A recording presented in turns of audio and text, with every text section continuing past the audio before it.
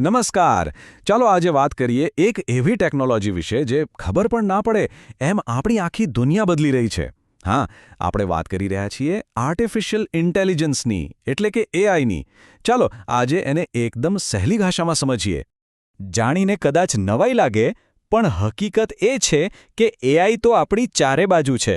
અને ખરેખર જો આ ટેકનોલોજીનો સાચી રીતે ઉપયોગ કરવામાં આવે તો એ ખાસ કરીને વિદ્યાર્થીઓ માટે ભણતરને એકદમ રસપ્રદ અને સહેલું બનાવી શકે છે.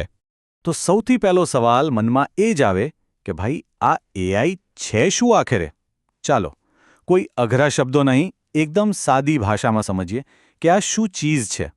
જુઓ, એઆઈનું આખું નામ છે આર્ટિફિશિયલ ઇન્ટેલિજન્સ.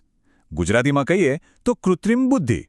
હવે સાવ સહેલા શબ્દોમાં સમજવું હોય તો આ એક એવી ટેકનોલોજી છે જે કોઈપણ મશીનને માણસ જેવી શક્તિ આપે છે. કેવી શક્તિ? વિચારવાની, અનુભવમાંથી શીખવાની અને એના આધારે જાતે નિર્ણય લેવાની. અદ્ભુત છે ને?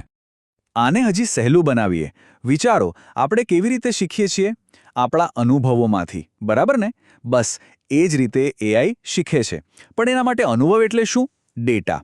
એને જે ડેટા આપવામાં આવે છે એમાંથી એ શીખે છે. એટલે સીધી વાત છે, જેટલો વધારે અને સારો ડેટા એટલું જ એઆઈ સ્માર્ટ બનતું જાય. સારું, તો આ તો થઈ એની વ્યાખ્યા. પણ સવાલ એ છે કે આ ટેકનોલોજી આપણા દરરોજના જીવનમાં ક્યાં વપરાય છે? ક્યાં છુપાયેલી છે? ચાલો જરા શોધીએ. કારણ કે મજાની વાત એ છે કે આપણે રોજ એઆઈ વાપરીએ છીએ, ભલે આપણને એનો ખ્યાલ પણ ના હોય. ક્યારે વિચાર્યું છે કે યુટ્યુબને કઈ રીતે ખબર પડે છે કે આપણને કયા વિડીયોઝ ગમશે? અથવા ગૂગલને કંઈ પણ પૂછતા જ સેકન્ડમાં જવાબ ક્યાંથી મળે છે? અને આપણો ફોન એ આપણા ચહેરાને ઓળખીને તરત જ કેવી રીતે ખુલી જાય છે? આ બધો જ જાદુ એ બીજું કંઈ નહીં પણ એઆઈ જ છે. હવે સવાલ એ થાય કે આ બધું કામ કરે છે કઈ રીતે? બહુ સહેલું છે. એઆઈ મુખ્યત્વે 3 સ્ટેપ્સમાં કામ કરે છે. સ્ટેપ 1 એ ડેટા લે છે. સ્ટેપ 2 એ ડેટામાંથી શીખે છે. અને સ્ટેપ 3 જે શીખ્યું એના આધારે આપણને કોઈ નિર્ણય કે રિઝલ્ટ આપે છે. બસ આટલું જ. ચાલો પેલું યુટ્યુબવાળું ઉદાહરણ પાછું લઈએ. આપણે જે પણ વિડીયો જોઈએ છીએ એ એઆઈ માટે શું છે? એ છે ડેટા. હવે એઆઈ આ ડેટા પરથી શીખે છે કે આપણને શું જોવું ગમે છે, આપણો શોખ શું છે, અને પછી એ એવા જ બીજા વિડીયોઝ આપણને બતાવવાનો નિર્ણય લે છે. છે ને એકદમ સિમ્પલ? ઓકે, તો હવે આપણે સમજી ગયા કે એઆઈ શું છે અને કેવી રીતે કામ કરે છે. તો હવે સૌથી અગત્યના મુદ્દા પર આવીએ. વિદ્યાર્થીઓ માટે એઆઈ શું કરી શકે છે? એ ભણવામાં કેવી રીતે એક મોટો ગેમ ચેન્જર બની શકે છે? જરા કલ્પના કરો, એક એવું ટૂલ જે અઘરામાં અઘરા વિષયની નોટ્સ ફટાફટ બનાવી આપે, કોઈ પણ સવાલનો જવાબ તરત જ આપી દે, ભણવા માટે એકદમ પરફેક્ટ ટાઈમટેબલ બનાવી આપે અને રિવિઝન માટે પણ ખાસ મુદ્દાઓ અલગ તારવી આપે. કેવું સરસ લાગે! વેલ, આ બધું જ એઆઈ કરી શકે છે. એટલે કે સીધો મતલબ એ છે કે એઆઈ હાર્ડવર્કની જગ્યાએ સ્માર્ટ વર્ક કરવામાં મદદ કરે છે. જો એનો સાચો ઉપયોગ કરતા આવડી જાય તો ભણતર ઘણું વધારે અસરકારક અને સહેલું બની શકે છે. હવે એઆઈ વિશે ઘણી બધી વાતો થતી હોય છે.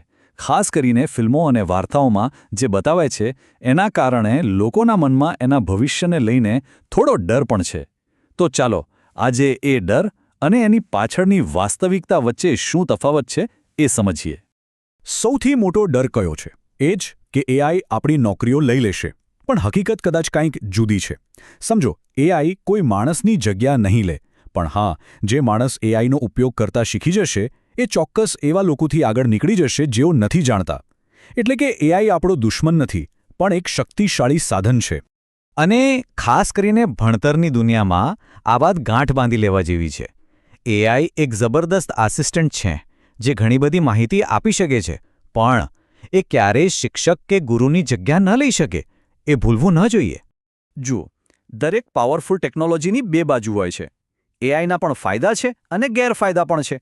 ફાયદો એ છે કે એ આપણો સમય બચાવે છે, ફટાફટ માહિતી આપે છે, પણ સામે એની મર્યાદા પણ છે. જેમ કે એ ક્યારેક ખોટી માહિતી પણ આપી શકે છે અને એમાં આપણા જેવી માણસો જેવી ઊંડી સમજણ નથી હોતી. એટલા માટે એક વાત હંમેશા યાદ રાખવી, એઆઈ પર ક્યારેય આંધળો ભરોસો નહીં કરવાનો. એનો ઉપયોગ એક સ્માર્ટ ટૂલ તરીકે કરો, પણ એ જે પણ માહિતી આપે એને હંમેશા પોતાની બુદ્ધિથી, પોતાની સમજદારીથી એકવાર ચેક જરૂર કરી લેવી. અને આ બધી ચર્ચા, આપણને એક સૌથી મોટા સત્ય પર લાવીને ઊભી રાખે છે. એઆઈ એ કોઈ ફ્યુચરની ભવિષ્યની ટેકનોલોજી નથી. ના, એઆઈ આજની વાસ્તવિકતા છે. એ અત્યારે આપણી આસપાસ છે. એટલે એને આજે સમજવું અને શીખવું એ જ આવતીકાલની સાચી તૈયારી છે. તો છેલ્લે એક સવાલ જે વિચારવા જેવો છે. હવે જ્યારે આપણે જાણીએ છીએ કે એઆઈ આજની હકીકત છે, તો આ નવી ટેકનોલોજીને સમજીને એનો સારો ઉપયોગ કરીને આવનારા સમયમાં બીજાઓથી આગળ રહેવા માટે શું કરી શકાય? આ સવાલ પર વિચાર જરૂર કરજો.